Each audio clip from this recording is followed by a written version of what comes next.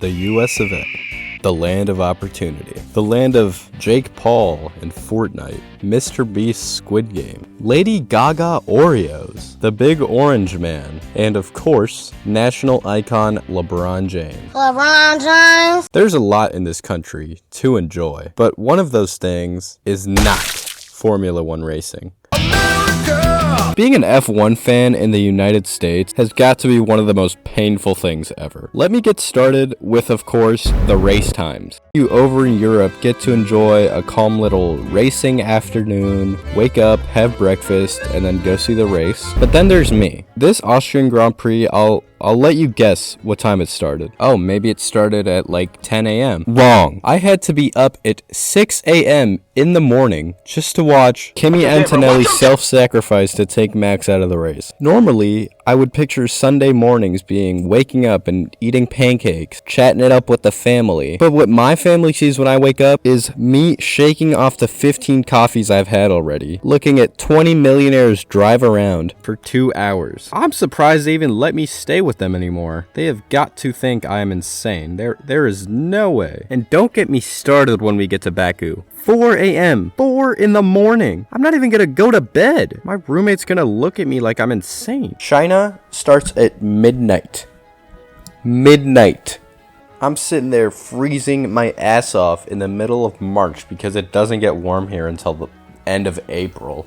Having watched a Chinese Grand Prix in the middle of the night. Like, I just watched 47 college basketball games, and now I gotta watch a whole Grand Prix after this? I'm not gonna lie, that part's pretty awesome. And I feel bad for some other fans because they gotta watch China at 3 a.m. in the US. If you live in New York or the East Coast at all, you're watching all of the Asian Grand Prix in the morning at 1 to 3 a.m. So at least I'm not them. But then again, I get the crack of dawn game, so what does it matter at this point? But that's okay, right? It doesn't matter. There's 3 Grand Prix in this country. We're spoiled for choice, right? I can go to Miami, Austin, Las Vegas. Why am I complaining so hard if I have so much access to F1? Well, let me tell you a story, my non-freedom friends. The US is big. It's pretty freaking big. Matter of fact, let's play a little game called How Big is the USA? So your challenge, my little non-American friend, is to guess how far the drive is from Las Vegas to Miami. I'll give you a little bit.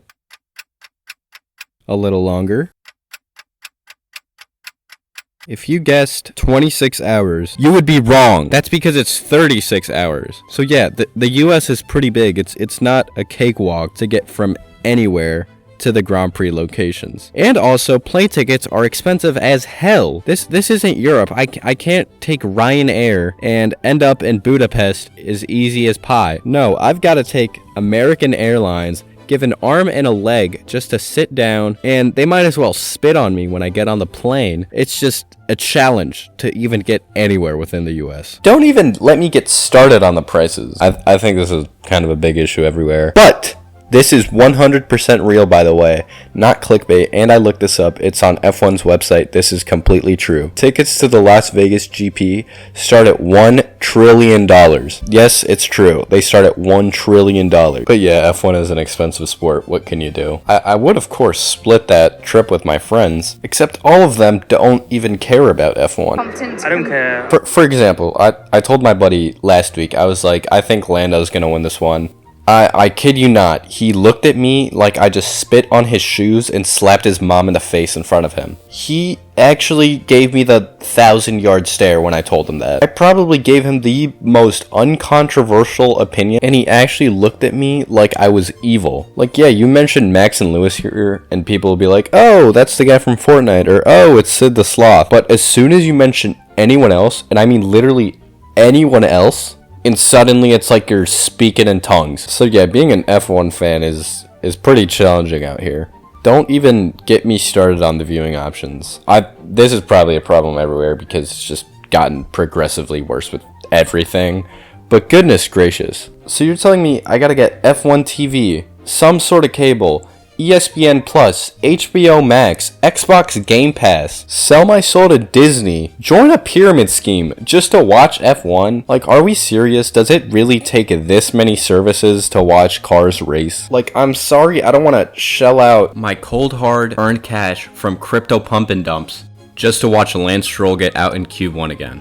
Big crash on board with Lance Stroll. So MBS, please stop taking my cash. Everyone knows I need that money to buy 15 quarter pounders a day and then pay for the ambulance in like 20 years when my heart gives out. But let's say I already spent my daily allowance at the McDonald's. Let's say I want to give back to F1. The problem is when I try to give F1 my money, it's even harder. Like I was looking at the F1 merch, get myself a little hat, something cool, show that I support the cause. And when I got to the checkout, by the time it would arrive, I would have graduated university, got married, had a family, had 5 kids, had them all grow up, retire, die. My children would have families grow up, retire, and die.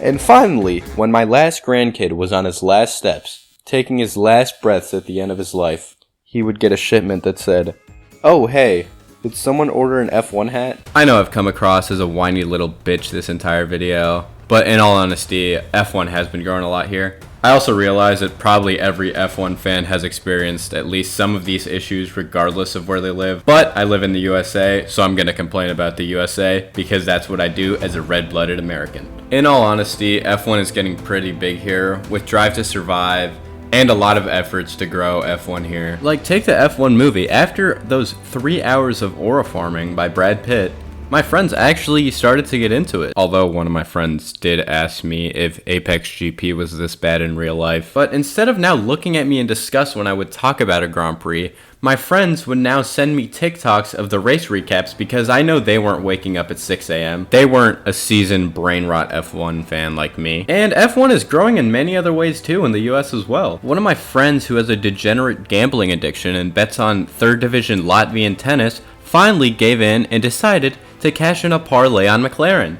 So you see, the game is growing in all sorts of ways, and hopefully it keeps following in this direction. Hopefully in the future someday when I come back for the holidays and my family sees me at 6 a.m. scratching my neck and tweaking off the amount of caffeine I just had, they will understand I'm just watching F1. If you're a fellow Bald Eagle merchant, let me know if this in any way captured your experience as an American F1 fan. And if you live anywhere else in the world, hopefully this gave you a little insight on what it is like to be a fan in the United States. And if you liked what you saw from me, make sure to smash that subscribe button and hit that like button. Otherwise, the evil MBS F1 monster will destroy your team. And if you didn't like what you see, then I don't know what you're doing because this is the end of the video and you just watched it all. So I would click off by now if I was you, but whatever. Anyways, hope you enjoyed. I'll be back soon with more F1 content. Thank you all so much for watching.